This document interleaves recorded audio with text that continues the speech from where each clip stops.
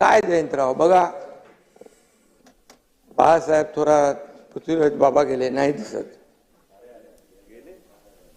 सभागृहाच्या बाहेर नाना वाचले 208. नाही खरं म्हणजे बघा,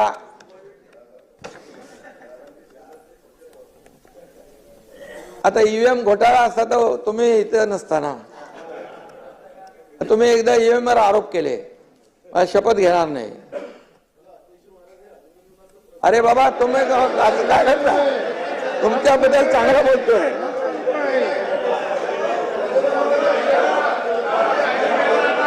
अभिनंदन.